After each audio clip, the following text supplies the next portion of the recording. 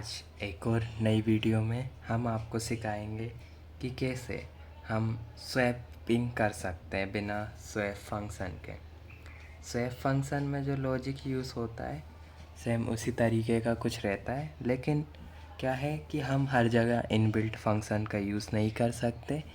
और अभी हमारा जो टास्क है कि हम स्वैपिंग के लिए एक टेम्प वेरिएबल का यूज़ करते थे, लेकिन अभी हमको इस थर्ड वेरिएबल के बिना ही हमको स्वैप करना है दो वेरिएबल्स को। फॉर एग्ज़ाम्पल, अगर ए की वैल्यू 10 है और बी की वैल्यू 20 है, तो आउटपुट में ए की वैल्यू 20 आनी चाहिए और बी की वैल्यू 10 आनी चाहिए। ठीक है, तो अब मैं बताता हूँ इसको कैसे करेंगे हम। इसके लिए हम बिटवाइस ऑपरेटर का यूज़ करेंगे। मैं आपको पूरी डिटेल दूंगा बिटवाइस ऑपरेटर के बारे में विथ ट्रिक्स के साथ। तो सबसे पहले आप कोड देख लीजिए। हमने यूज़र से वैल्यू ली है एक्स और वाई की, और अभी हमारे केस के लिए हम एक्स की वैल्यू 10 ले लेते हैं, वाई की वैल्यू 20 ले लेते हैं। ठीक है, सिंपल सा 3 लाइन का हमारा लॉजिक है।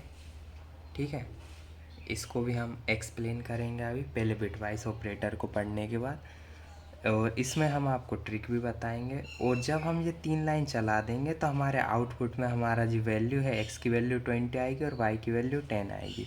ठीक है, तो ये हमारा कोड है। अब हम इसका एक्सप्लेनेशन देखते हैं। एक्सप्लेनेशन से पहले मैं आपको बता दूं कि कोई भी प्रॉब्लम हो सॉल्व करने के लिए दो तरीके होते हैं, एक होता है ओल्ड वाला और एक होता है न्यू वाला।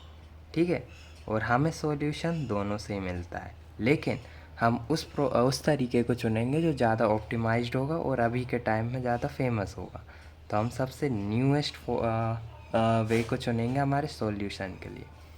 नया तरीका फैंसी भी होता है और इंटरव्यूअर्स को अच्छा भी लगता है। ठीक है, तो एक्सप्लेनेशन में सबसे पहले हम देखेंगे बिटवाइस एक्सओर के बारे में। बिटवाइस एक्सओर का यूज़ करेंगे, जिसका सिंबल होता है ये। तो सबसे पहली वजह बिटवाइस ऑपरेटर को यूज़ करने की, बिटवाइस ऑपरेटर हमेशा बिट्स पर काम करते हैं। बिट्स बोले तो 0 और 1, और हमारा कंप्यूटर भी हमारी बाइनरी लैंग्वेज को समझता है।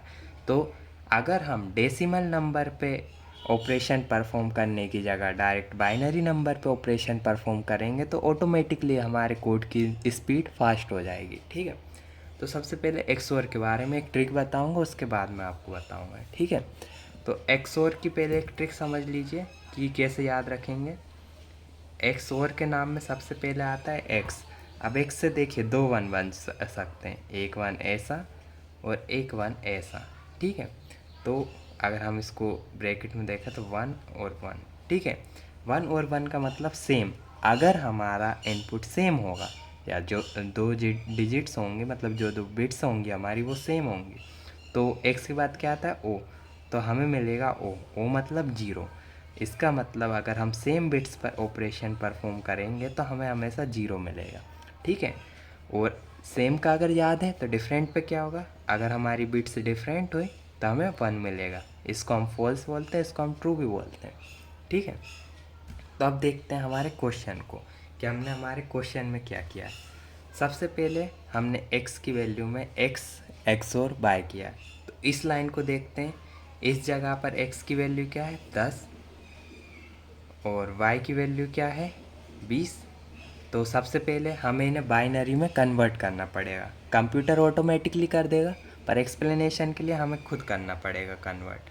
तो x को 10 का बाइनरी होता है 10 एंड 10, और 20 का बाइनरी होता है 10 1 00। अगर आपको बाइनरी निकालना नहीं पता तो एक छोटी सी ट्रिक मैं आपको बता देता हूँ यहाँ पे।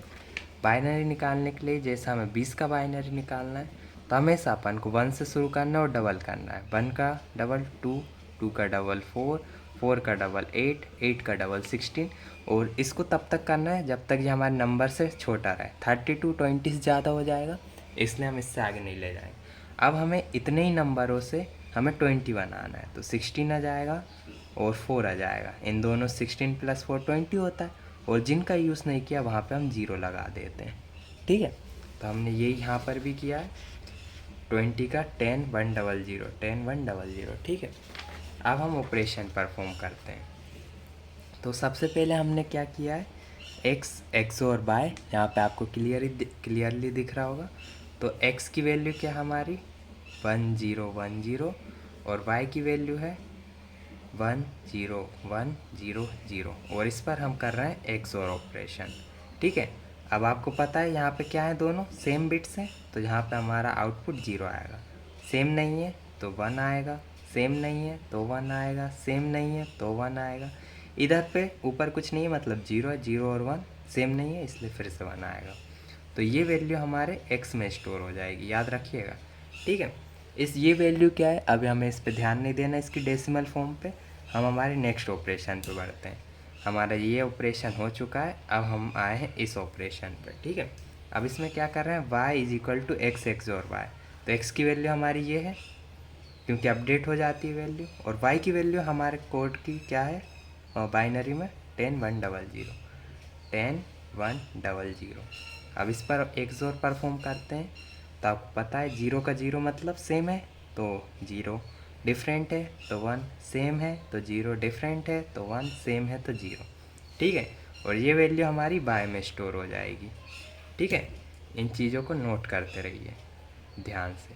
ठीक है, अब हमारी last step x is equal to x और वाई।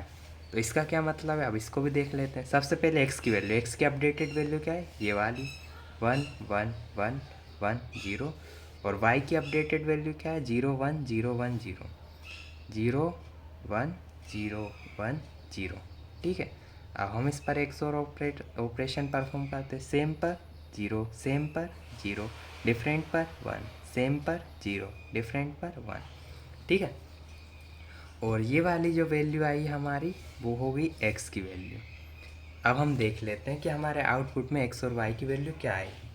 तो हमारी फाइनल x की वैल्यू है 1 0 1 0 0 और y की वैल्यू है 0 1 0 1 0।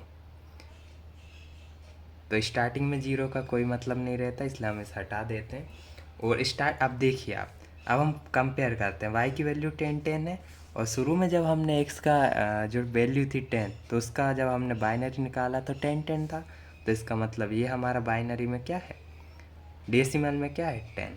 ठीक है, और 10 1 0 0 ये हमने y का जब निकाला था बाइनरी, 20 का बाइनरी होता है 10 1 0 0, तो ये है हमारा 20 का डेसिमल। ठीक है, ये हमारी बाइनरी फॉर्म, ये हमारी बाइनरी फॉर्म, ये हमारी डेसिमल और ये डेसिमल। ठीक है, तो इसलिए जब यहाँ पे हम आउटपुट चेक करेंगे तो x की वैल्यू, x का जब प्रिंट करेंगे तो हमें आउटपुट मिलेगा 20, और y को जब हम प्रिंट करेंगे तो आउटपुट में हमें मिलेगा 10। और आप देख सकते हैं x की वैल्यू 10 थी, पर यहाँ पे x की वैल्यू 20 है, y की वैल्यू 20 थी, पर यहाँ पे y की वैल्यू 10 है। अगर आपको समझ आया हो तो वीडियो को लाइक कीजिए। इसके अलावा मैं एक और 2 की पावर कैसे निकालनी है आपको शॉर्टेस्ट तरीके से, एकदम जो न्यू वाला है उसके ऊपर मैं बताऊंगा, लाइक 2 की पावर 1 2 की पावर 2, ऐसा करके हम किसी भी वेरिएबल का स्क्वायर और उसकी 2 की पावर कैसे निकालना है ये मैं नेक्स्ट वीडियो में बताऊंगा आपको। तब तक के लिए देखते रहिए हमारे चैनल को, लाइक कीजिए, सब्सक्राइब कीजिए। Thank you.